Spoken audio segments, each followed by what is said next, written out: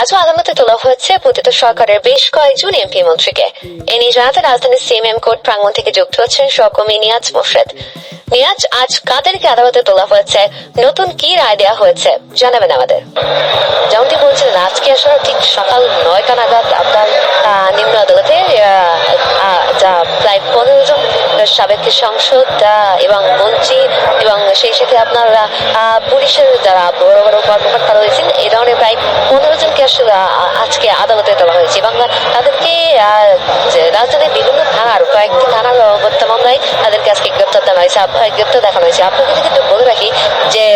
আজকে কিন্তু প্রায় যাত্রাবাড়ি, বংশাল, আদাবর, কোতোয়ালি, শাহবাগ, লালবাগ থানার বিভিন্ন হত্যা মামলায় যেমন সাবেক আইজিপি চৌধুরী আব্দুল্লাহ মামুন এবং সাবেক সংসদ সদস্য সুলাইমান সেলিম এবং সাবেক আইসিটি প্রতিমন্ত্রী জোনায়েদ আহমেদ পলক, দীপুমণি এবং সাবেক আনিসুল হক, সালমান এফ রহমান, সাদেক খান, এবিএম ফজলুল করিম, রাশিদ খান মেনন, হাসানুল্লাহ কিনু, মদিউল ইসলাম এবং সাবেক চিফ হুইপ আসমা ফিরোজ, এদের সবাইকে কিন্তু আজকে আপনার কয়েকটি থানার আর মামলায় কিন্তু আজকে গ্রেপ্তার দেখানো হয়েছে এবং সেই সাথে সাথে পুলিশের পক্ষ থেকে রিমান্ডও চাওয়া হয়েছে এবং সেই রিমান্ডের মধ্যে কিন্তু আসলে রিমান্ড অনেক কয়েকজনের কিন্তু আসলে রিমান্ডও বদল করছে। আপনার যদি আরেকটু আমি ডিটেলসে বলি, সেটা হলো লালবাগ থানার হত্যা মামলায় কিন্তু অ্যাডভোকেট কামরুল ইসলাম 3 দিনের রিমান্ড তার মঞ্জুর করেছে আদালত এবং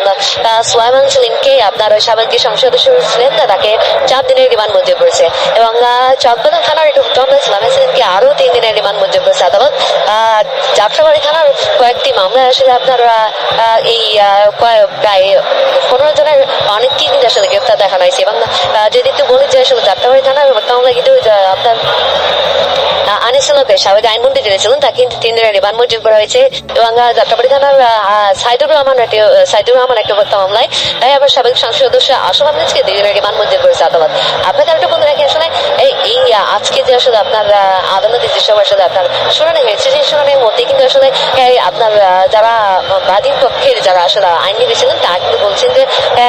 বেশিরভাগই আসলে আপনার আনিসুল হকের ক্ষেত্রে এবং আপনার কামরুল ইসলাম এদের ক্ষেত্রে তারা আসলে খুব অসুস্থ এবং ক্যান্সার আক্রান্ত, সেই কারণে আসলে তাদের কিন্তু আপনারা জামিন চাওয়া হয়েছিল এবং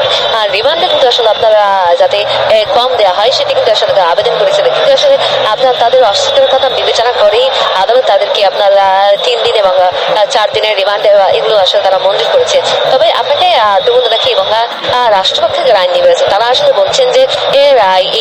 এরা কিন্তু আসলে আপনার রাজপথে আসলে যখন থাকে তখন তারা আসলে এমপি মন্ত্রী থাকেন এবং যখন আসলে এই হত্যাকাণ্ডের সাথে যখন তারা জড়িত থাকেন তখনও তারা আসলে এমপি মন্ত্রী হিসেবে নিজেকে আসলে পরিচয় দেন, কিন্তু যখন আপনার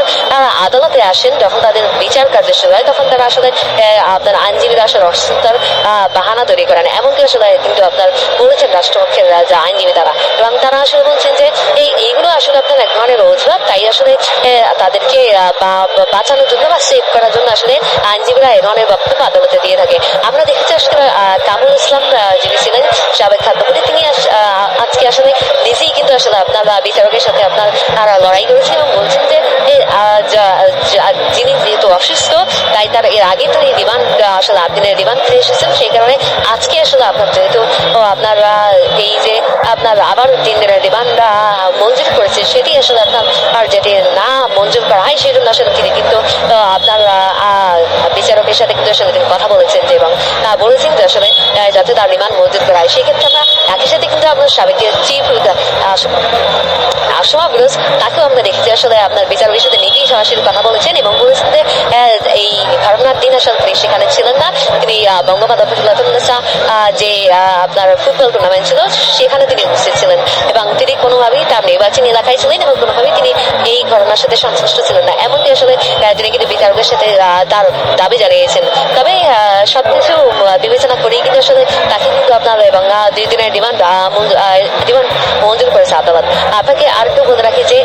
এই 15 জনকে কিন্তু আপনার এর আগেও কিন্তু আসলে বিভিন্ন মামলায় কিন্তু আপনার গ্রেপ্তার দেখালে কিন্তু রিমান্ড চাওয়া হয়েছিল এবং রিমান্ড মঞ্জুর করা হয়েছে এবং আজকে আবার ঠিক তাদেরকে আসলে নিয়ে এসেছে এবং আজকে কিন্তু সবগুলো কিন্তু আসলে নতুন হত্যা মামলা এবং সেই হত্যা মামলাগুলোতে আসলে তাদেরকে কিন্তু গ্রেপ্তার দেখানো হয়েছে 15 জনকে এবং আপনারা